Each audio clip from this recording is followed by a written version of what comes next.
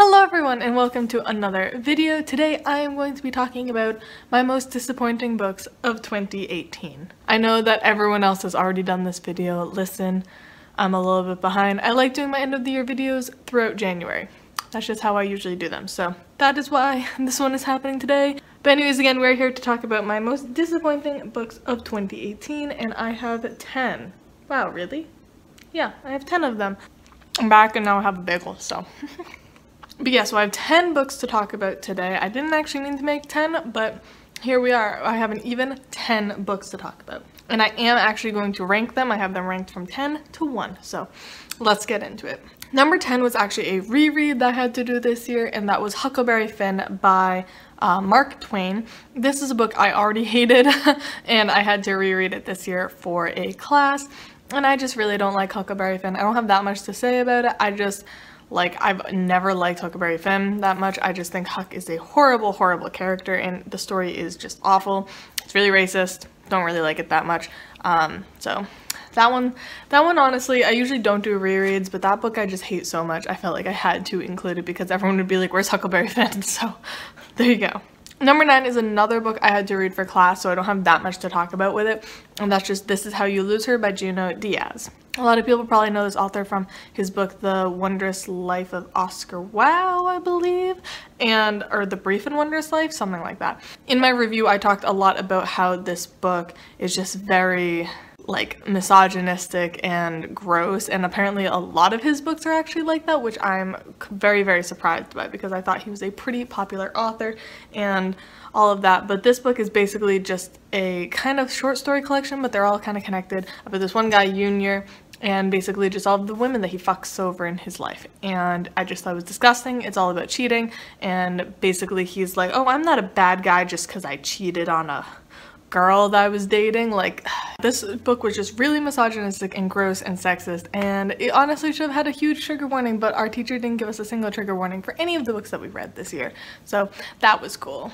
Okay, so number 8 is getting more into actual books that people probably care about and will be controversial or whatever. So number 8 is Jane Unlimited by Kristen Kishore. This is a book I read back in January of 2018 and I was so disappointed in it. I absolutely love the Graceling Realm trilogy by this same author, and so I was really, really excited for a new book of hers to have come out because it was years in between her last book and this one. So I was really, really excited to see what it was, and I was really, really disappointed in it.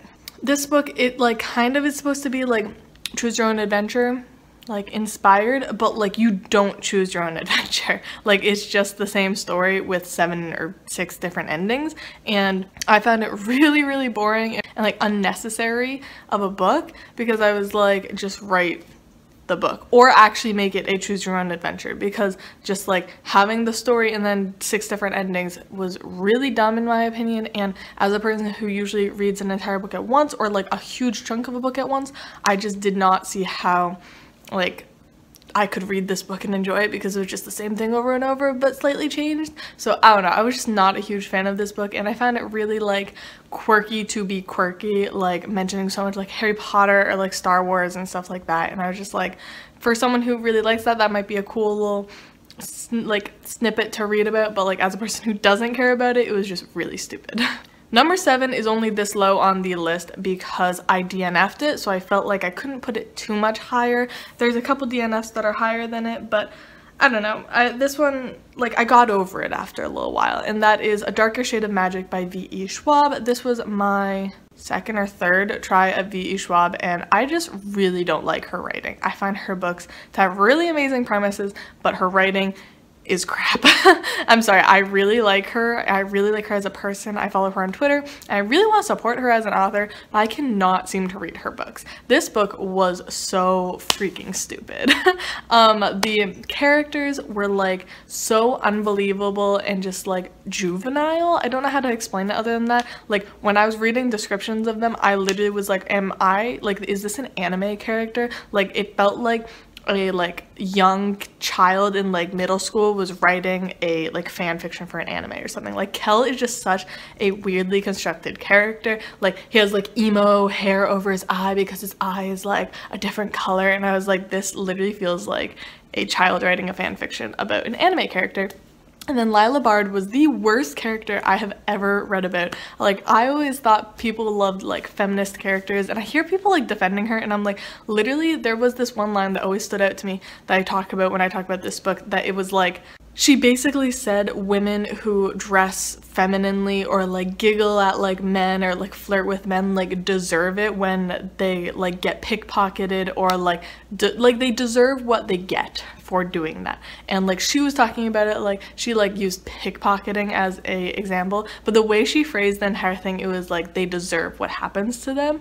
And I was like, that doesn't sound very nice to me, and I just found it really, really boring. I think I got like 40 or 50% of the way through this book, and all I wanted to know about was, what was it, like Black London or something, and we like just did not get that. I found the villains to be villainous for no reason, just like to be evil, and there was a lot of things I didn't like. It kind of felt like, I've heard other people say this and I agree, it felt like a Victoria like read Mistborn by Brandon Sanderson and was like, I'm gonna do that, but make it worse. Like literally the main character's name is Kel, like Kelsier, and like Lila is just a worse Vin. Like I don't mind Vin as much as some people. I read the books a long time ago, but I don't remember minding Vin as much as other people, but Lila was horrible. Okay, number 6. I've actually seen this on a couple of people's most disappointed, which I find funny because I'm like, I thought this was a really hyped up book. But number 6 is Emergency Contact by Mary H.K. Choi. Something like that. Is that it? Maybe. I don't remember. This book could have been fine if I wasn't lied to. That is my biggest thing with this book, is that the marketing completely fucking lied. Like, I wouldn't have cared that much about this book if I hadn't had it pitched to me in a certain way and then it was completely not correct. This book was marketed as a story about 2 people in college or college age who are really awkward and socially awkward, and they meet and they have an awkward encounter, and then they exchange phone numbers and have an online texting relationship. That sounded amazing to me because I had just read Radio Silence, and I have a lot of friends online who I have really close connections with, so I wanted more texting friendships.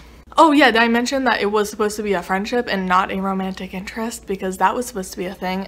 This book was not any of those things. So firstly, the main characters were not awkward.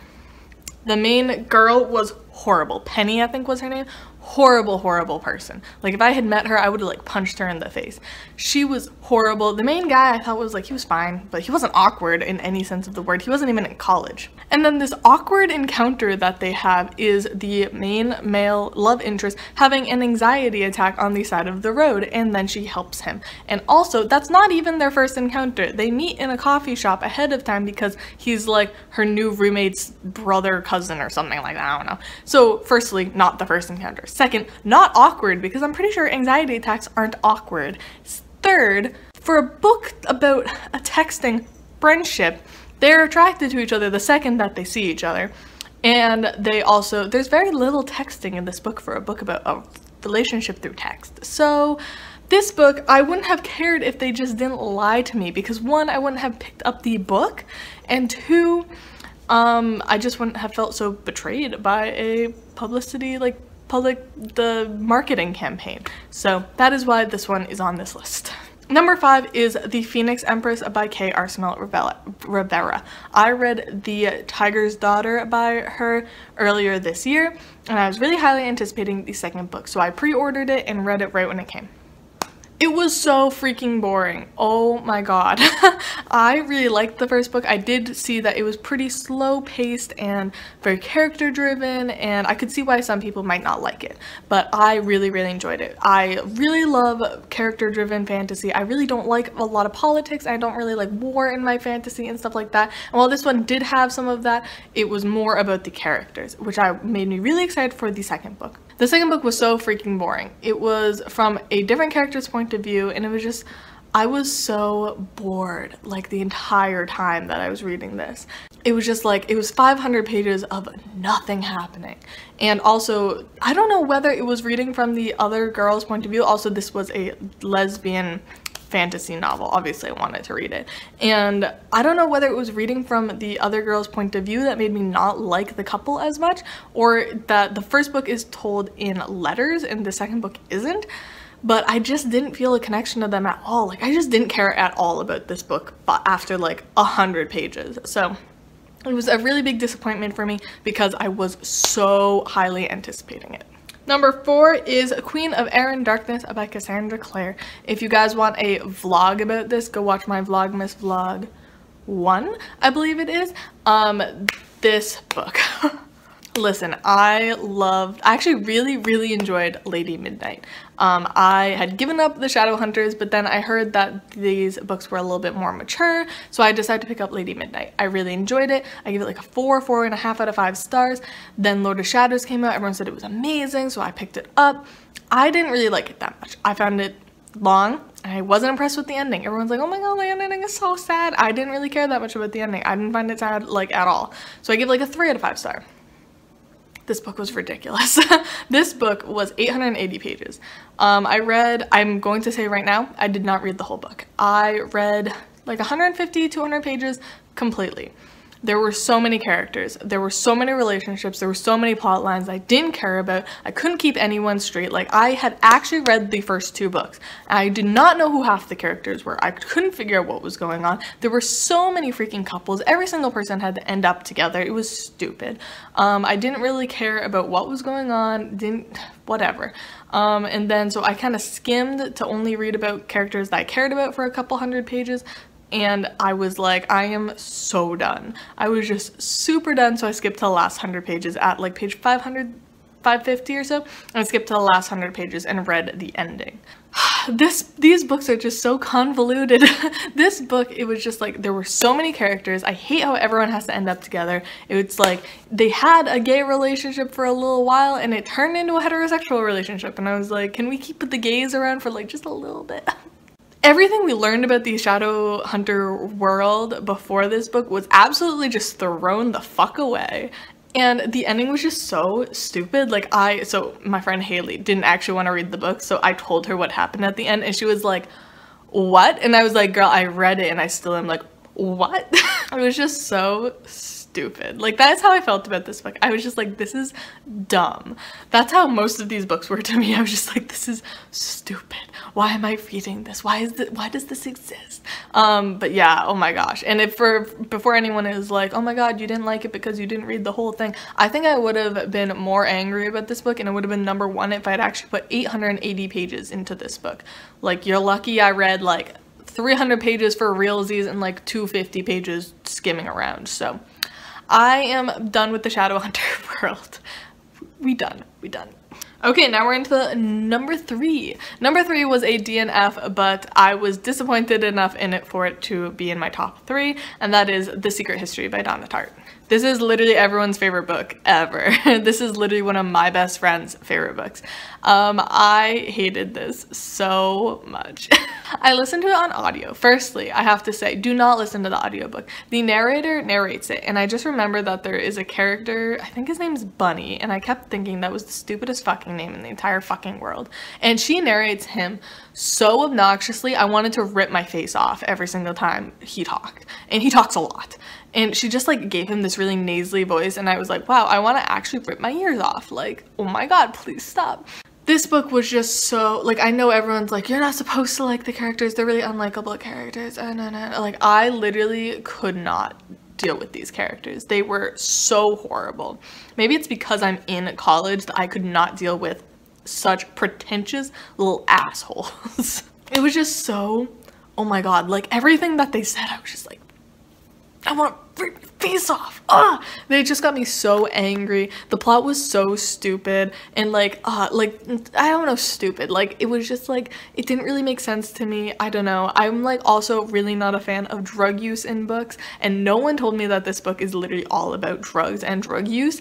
And I was super uncomfortable with a lot of things that were happening, and it just really got under my skin. I feel like I was angry about this book for like months afterwards. I've definitely calmed down because I read it in the summer, but I think I made it like 50% through this book and before I had to stop to like save my sanity. Like, I could not handle this book at all. It was just so bad.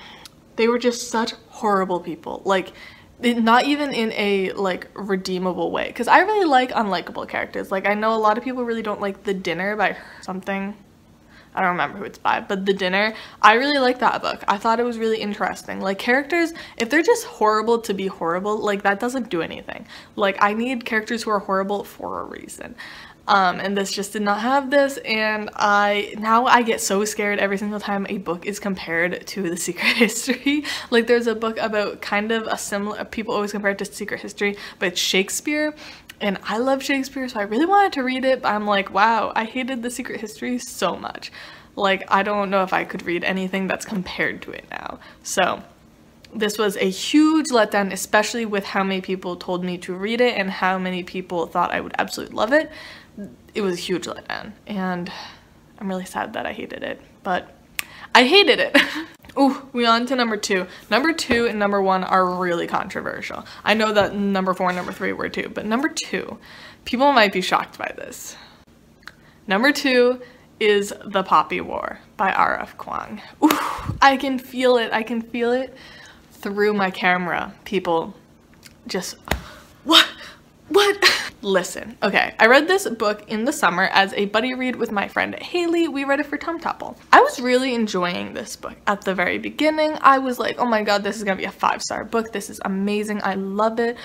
And by the end, I was a little bit about it. I was kind of like, there's a lot of stuff that doesn't really add up. There's a lot of stuff I don't really like about this, you know.